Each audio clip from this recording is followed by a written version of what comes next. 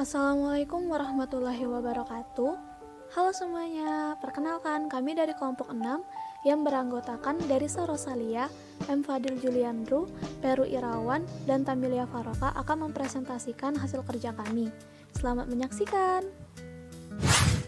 Hasil kerja kami yang berjudul Kajian Laju Respirasi dan Produksi Etilen sebagai dasar penentuan waktu simpan sayuran dan buah-buahan. Respirasi adalah suatu proses yang melibatkan terjadinya penyerapan oksigen dan pengeluaran karbon dioksida serta energi yang digunakan untuk mempertahankan reaksi metabolisme dan reaksi lainnya yang terjadi di dalam jaringan. Air dapat hilang dalam bentuk uap air dari jaringan hidup tanaman yang terletak di atas permukaan tanah. Air tersebut dapat menghilang melewati stomata, kutikula, dan lentisel disebut transpirasi. Faktor eksternal yang dapat mempengaruhi laju respirasi adalah temperatur merupakan salah satu faktor yang dapat mempengaruhi produksi CO2 yang akan menyebabkan peningkatan produksi CO2 sejalan dengan meningkatnya suhu.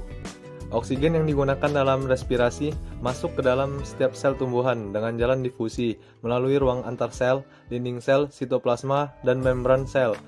Demikian juga halnya dengan CO2 yang dihasilkan respirasi akan berdifusi keluar sel dan masuk ke dalam ruang antar sel.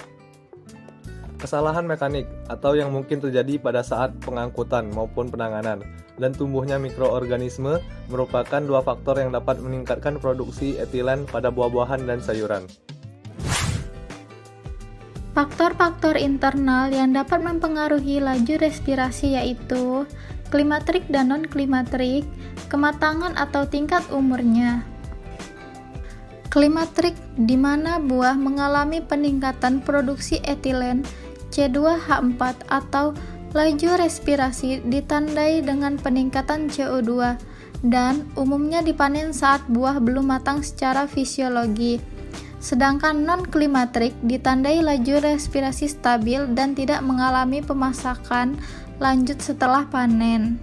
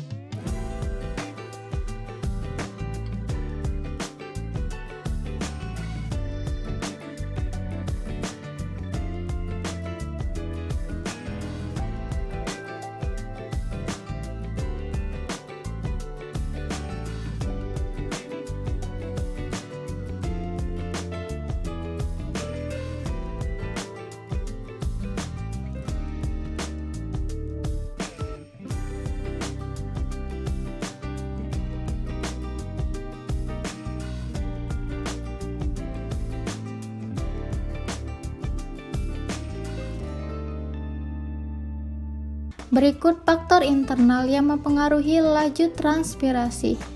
Yang pertama, permukaan produk yaitu mencakup stomata, contohnya pada sayuran, trikoma lentisel atau pada buah, suberic wax, luka pangkal buah, pembentukan peridem, contohnya pada kentang, dan Untuk ukuran dan bentuk produk, yaitu contohnya buah, akar, umbi-umbian kecil maupun besar. Dan yang ketiga, panas hasil reaksi respirasi. Faktor eksternal.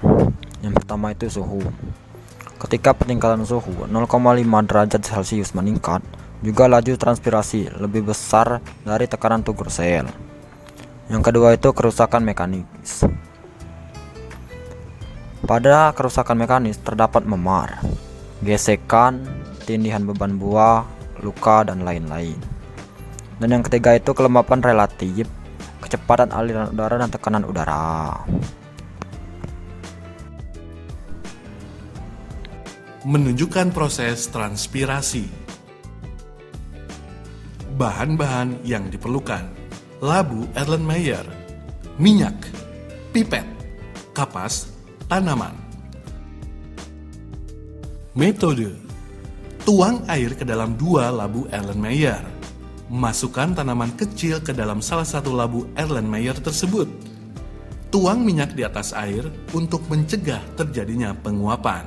Tutup mulut kedua labu Erlenmeyer itu dengan kapas. Tandai tingkat ketinggian air. Amati tingkat ketinggian air setelah 2 jam. Kamu akan melihat bahwa tingkat ketinggian air menurun pada tabung yang berisi tanaman. Ini dikarenakan air terpakai dalam proses transpirasi. Kesimpulan dari materi ini adalah pola produksi etilen pada buah-buahan akan bervariasi, tergantung pada tipe dan jenisnya. Pada buah-buahan klimaterik, produksi etilen cenderung untuk naik secara bertahap sesudah panen.